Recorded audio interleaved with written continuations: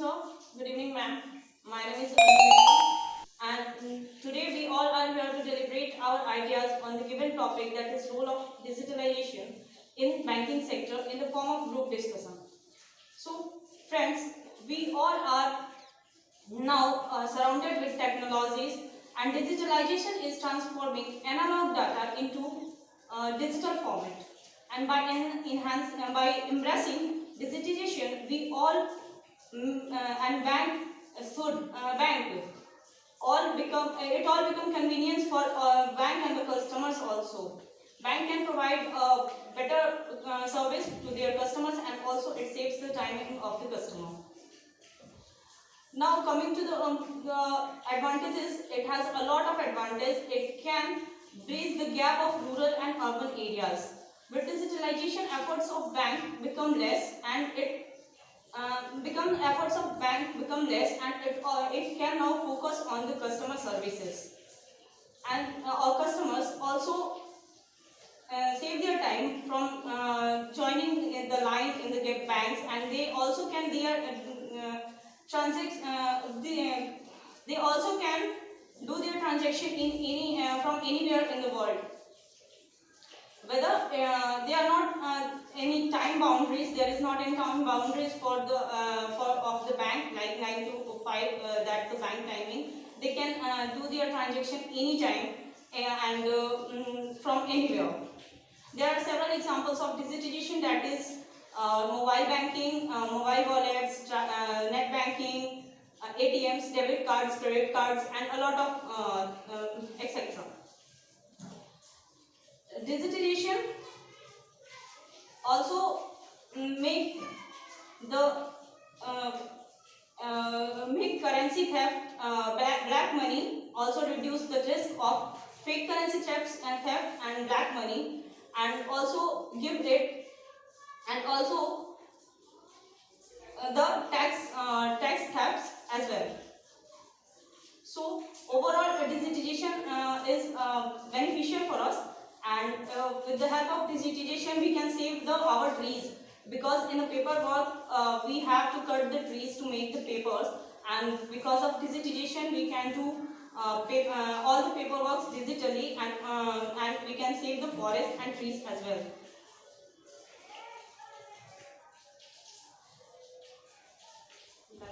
Hello friends, I am Abhilasha, and today's our topic is digitization in banking sector. Digitization is the process to convert data from manual to digital forms. It reduces the manual work and hard work. And banks are not just a part of our life but plays very significant role in our daily lives. Not a single days are end without any one financial transactions. So banks are also adopt latest technologies to enhance the customer services. Not only for bank only, it is inevitable, and every organization and firms are digitized now, so banks has no exception. Mobile banking is increasing uh, more than to the online banking. There are many applications like Bheem, Phone Pay, Google Pay, and etc. are will enhance the transaction very easily. There are many benefits of digitization in banking sector. It enhance the customer services. Customer need to access their accounts in their mobile phones or digital gadgets, and it reduce expenses and also time, because one should not have to travel anywhere for bringing the transactions. It gives 24 by 7 availability here, so customer can access in their mobile and their account anytime anywhere, and then they can able to check their account and can see the movement of the money. So it is very beneficial. And next we can say, by the cashless transactions, the money threat will get to reduced, and by ensuring the transparency of in transactions, so it is definitely reduce the black money also. And it will increase the efficiency, because we all know that online transactions are more efficient than the manual transactions. And it can also increase the efficiency of employee, and accuracy level is become higher by using of machinery, because machines have a higher accuracy level rather than manual. In a manual transaction one can commit mistakes, but in machinery it is very rare. So it is very beneficial for us. And there are also some other benefits, like by the digitization, transactions are become employee centric to customer centric, because if we are doing transactions in branch, so all transaction facilitated by the employee, but in online transactions are facilitated by customer or itself. So it is directly going to customers centric. And it become very user friendly, like customer has to know that how to transact, how much to transact, and when to transact. So he can every time do transaction anywhere, anytime, or any day. And it shows the transparency, that every customer has able to check their accounts anytime, and can show the movement of money. And if there are some problems, they can prefer to the banks. As we all know that every coin has its two sides, and definitely digitization has also some drawbacks. First is it reduce employment by using of technologies and computer systems. It reduce manual work to, so employment is goes to down. And other thing is that sometimes villagers are not feeling secure and comfortable with digitization, because they don't know how to use ATM, how to do online transactions, and other things like digitization. So they are only believed in paper currency, and believe the transaction doing by the branches only, because they thought that if they will do online transaction, the money will go anywhere. So they are not feeling very comfortable with using of technologies. So it is lack of awarenesses, so maybe some cause for some people. And it may be a issue about our securities, like some in manual work we know that all the data in the under of bank, but in by the digitization, we have all the data in our systems. So most of hackers can hack it, sometimes hack it. So it may be a very big drawback of our securities. And if we are come to the conclusion, as we all discussed, friend, every coin has two parts. We are said, I just said, like it became very easier to the banking sector, but we can't deny the drawbacks of the digitization. So we should improve our securities, and government should be take some actions regarding the securities of banking data and privacies. So still I would like to say that if we want to become a developed country, so we must adopt the technologies easily. And this is it will definitely very beneficial for us to doing digital every data in digital forms. Thank you. Good afternoon, sir. My name is Archit Joshi, and today's my topic is social media in our life. Social media is generally play a very big role in our life. It is a platform where we can share our knowledge, share our view, and learn more things. It connects a person to the world. Through social media, a person is able to connect with so many person. Like in Facebook, we can say that we can see we have thousands of friends, and a celebrity had billions of followers through social media. They can connect with each other through social media. and share comments and share our views and learn new things with the help of social media. It also help us in our daily basis life, like transferring money and learning new things and taking classes, etc, etc. And it also has some drawbacks also. First, it is very addictive. In children's we can see that it is very addictive. So second, it is not easily available everywhere, because due to network problem it is not available everywhere. Thank you. Today we all are here to deliberate our ideas on the given topic, that is specialization versus generalization. Specialization is completely inverse of generalization. If I'm taking, first of all, I would like to explain specialization. Specialization is a focused and also being expert in a particular knowledge and skills. If we are taking example of a specialization, I like to give an example of doctor. Doctor has so many subcategories like gynecologist, orthopologist, pediatrician, and so on. They all are specialized in a particular field. If we talk about orthopologist, it is a heart specialist. So, similarly, I am taking the example of an animal. Animal also has so many subcategories: reptiles, mammals, and amphibians, birds, etc. Specialization is focused, as I told you,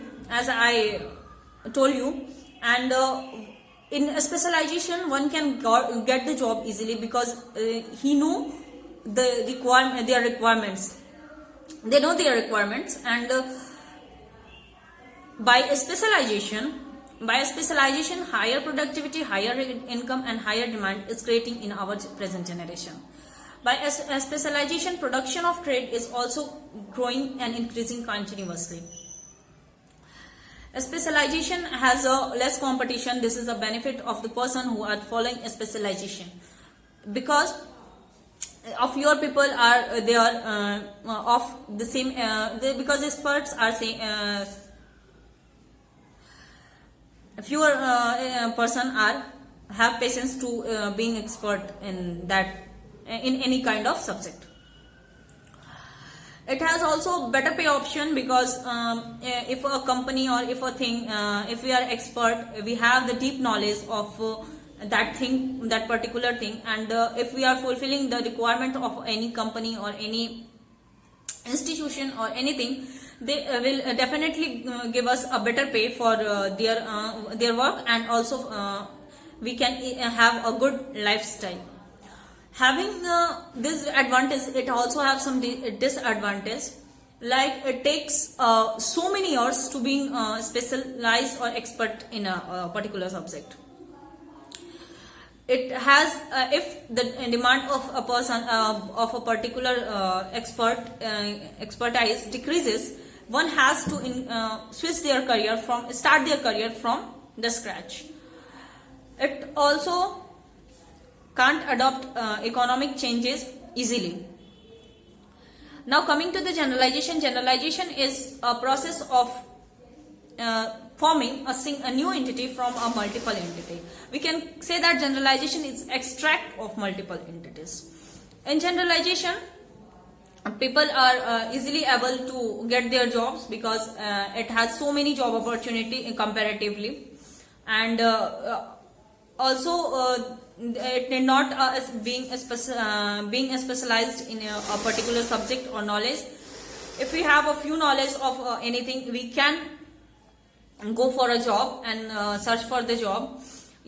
Finding a job is a little bit difficult in that, because it has a more competition in generalization. More competition in generalization. Generalization has low income, because in comparison of specialization, because it has a lot of it has more competition, and that's why.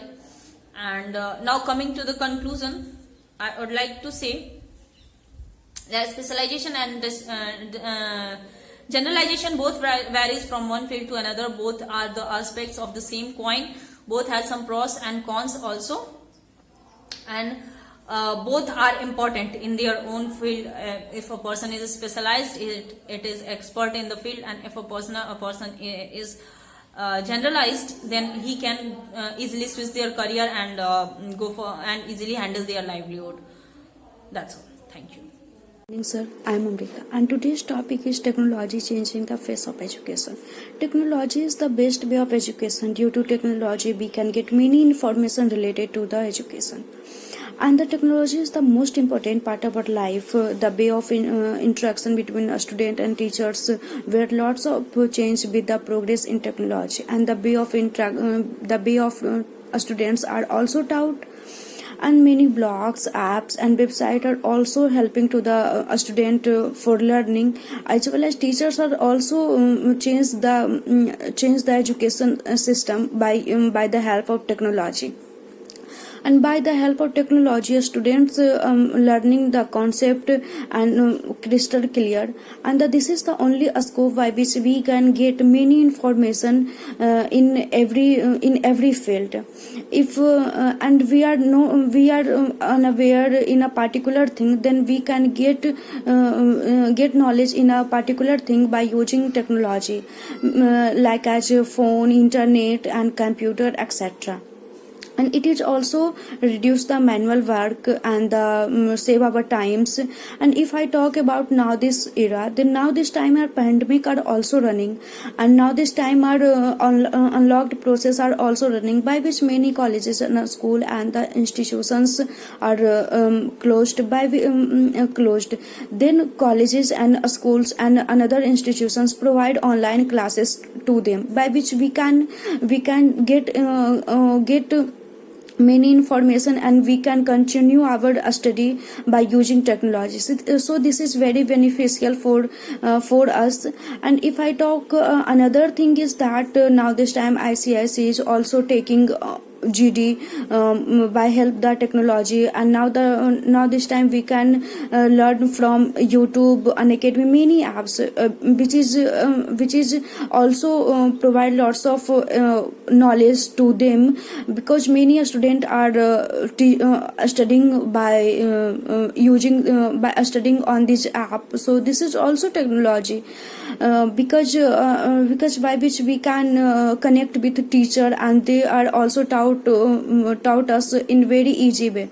So I think that technology make our life very easy, and now this time technology are playing a vital role for us. Thank you, sir.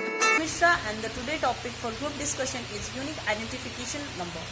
The Unique Identification Authority of India is responsible for issuing Unique Identification Number, which is also called UDI or Aadhaar card. Aadhaar means support or foundation. UIDAI, that is Unique Identification Authority of India, was established in 2009, and J. Satyanarayan is chairperson, and Pankaj Kumar is the CMD and CEO of this authority. According to August 2020, there are 1.26 billion people having their Aadhaar numbers. According to World Bank, it is the largest biometric ID system, and the World Economist Paul Romer also described Aadhaar as the most sophisticated ID program in the world. UIDAI launches its Aadhaar program from a tribal village of Maharashtra in September 2010. It also has some Aadhaar has so many benefits, and it helps a lot to the citizen of India. It helps in controlling intrusion and terrorism. It also helps migrants for mobility of their identity, and also helps in eliminating illegal migrants. It helps the poor people who are below poverty line to get government scheme benefits, and also for benefits from the private sector directly to their account without any agent. It also helps to get LPG subsidies and other subsidies direct in the account to the person who is eligible for the subsidies. Now coming to opening bank account, it is also beneficial because we can use it as our KYC. It is also called our digital life certificate. Before the juxtaposition, I would like to say UDI for every Indian is a very good system for eliminating agents and removing commission culture from India. And with the help of this UDI, the poor people can will get their benefits direct to their account, and it also helps in eliminating illegal migrants. And but if the implementation and execution of this system, it is most successful project of Government of India, and we know that 90% of our population have Aadhaar card